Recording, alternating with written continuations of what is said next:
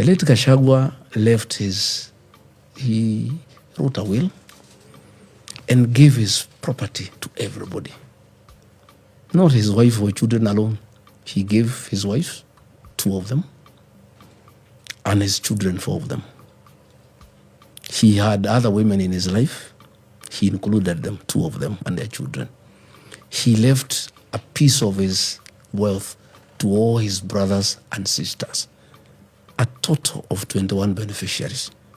He left a will and said all his properties should be sold and the proceeds distributed to the beneficiaries in a formula that he put down in his will. Some were getting 10%, others 5%, others 2%, others 3%. He left 3 executors, his lawyer, Joroge Regeru, his longtime friend, Mwai Mathenge, and Rigathi Gachagua, his brother, as executors, with instructions to sell all his properties, pay his debts, the Wabini, and the balance distribute to the 21 beneficiaries in accordance with the formula. So you didn't change any part of the will? Yes, listen. The succession law says once a will has been read to the beneficiaries, you go to court. We went to court, all of us. And before the judge in 2018, all of us told the judge that we have agreed to the contents of the will. Okay? The court adopted the will. Okay? And allowed the executors to go ahead and execute it in accordance with the wishes of the deceased person. We embarked on that exercise as the executors and sold the properties, paid his debts, and distributed the balance to the beneficiaries in accordance with the wishes. So that happened in court 8 years ago. 8 years, nobody has ever spoken. All those beneficiaries have received the monies into their accounts and they never complained. William Ruto has decided to play politics with the Kashagua family. Met some of the family members yesterday and told them that he has the authority to recover most of the things that were sold and give them back to them. It is not possible. He's just lying to them.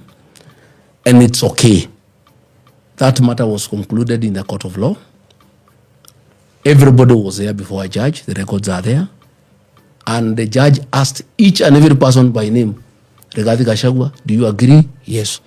So and so, do you agree? Yes. The judge wrote it down and issued what you call a probate. That was in 2018. And that's public record? Yes, public record.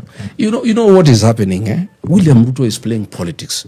And because he wants to fight Rigathi Kashagua. Rigathi Kashagua has stolen nothing from the Kenyan public. Rigathi Kashagua is clean man. So he thinks he can come and interfere with family matters. One, he's meddlesome. This is our family. He's not a member of our family. Number 2, if there was a problem with the family estate, you go to court. You don't go to William Ruto. He's not a member of our family. He's also not the chief of this area.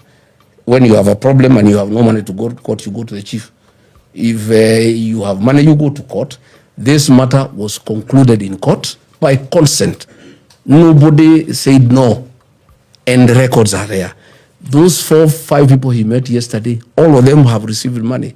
When we sold Olive Garden, the ones for 10%, they got 50 million. The ones for 5% got 25 million. Everybody has gotten their own money. So this is politics. And it's unfortunate that when our country has so many problems, the president has abandoned his work to look after the country. He is now meddling in families. He's meddling in private institutions like Nairobi Hospital. He is meddling in my family thinking he's fighting Rigathi Gachagua. I want to tell my relatives to be careful. That William Ruto misused me. He's misusing them. And they'll be very embarrassed when these documents come out in court, into the public.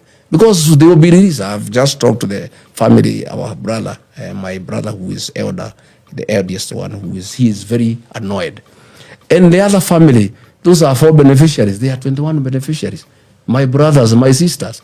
They have tried to reach them out to give them money to spoil my name. They have said they cannot. Blood is thicker than water. But a few family members have been conned by William Ruto. And I really sympathize with them because, one, I know they are having challenges, which is normal.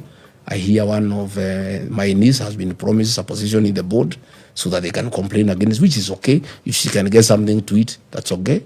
I hear one of the ladies has been promised some business opportunities. I hear they were also given some little money, which is okay because I don't have money to give them. But I want to say the issue of the late Kashagua was concluded. The estate has been distributed. It's over.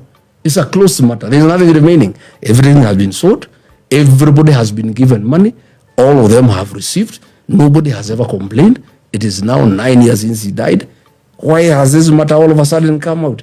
And it is William Ruto who is talking about it. He is not a member of our family. And that is not his work. His work is to look after Kenya. If there is a problem within any family in Kenya, families have a way they sort out their disputes. And there is none in my family. He's the one who is meddling in our family. He's the one who is trying to bribe people in my family to cause discord in my family. If you remember my sister, my brother, all prominent families have been fighting in court for years. The Kashagua family has never fought in court. His will was the best. He made sure he took care of everybody. My late mother, she was alive, he left her 5%. Regarding Kashagua, he left me 5%. His two wives, 5%. His other women he had, he left their children their property.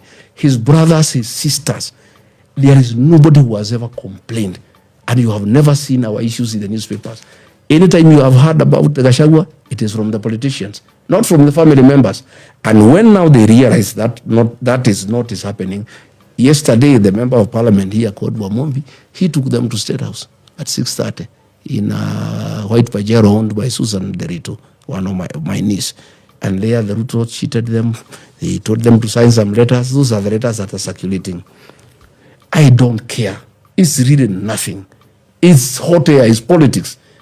We'll dismantle it when my brother turns up and we meet as a family. We'll ask our lawyer to write back to the president and tell him to keep off our family. You are not part of our family. How many nephews and nieces do you have from Derito?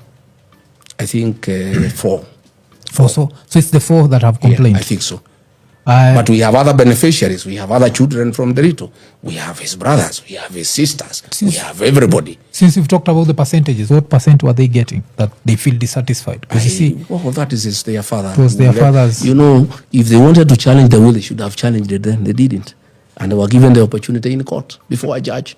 The judge asked, so-and-so, are you satisfied? Yes. So-and-so, are you satisfied? Yes. They should shut up and shut up forever. Or if they want to go to court, they go back to court. The window for appeal is over.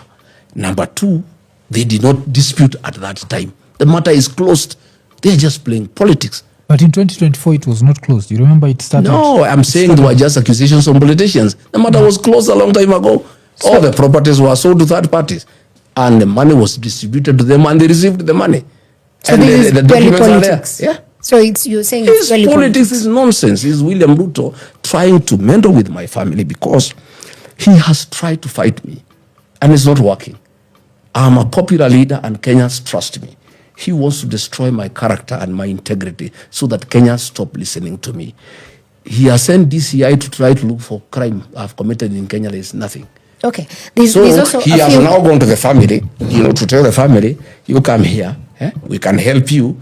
All the things that were sold by the estate, you recover. Before anything was sold, there were meetings with the family, there are minutes. Everybody was in agreement and nobody has ever had a problem. And all these children, all these wives have received the money and they have used it. And they were in court before a judge in 2018, called Achode, and all of them were there. It was recorded and a probate was issued and we were given the go-ahead to execute the will that was led by Kashagua. And the instructions were clear. Sell everything. I don't want to give anything to anybody. Sell everything. Pay my debts. The balance, distribute to the beneficiaries in accordance with the will. 10%.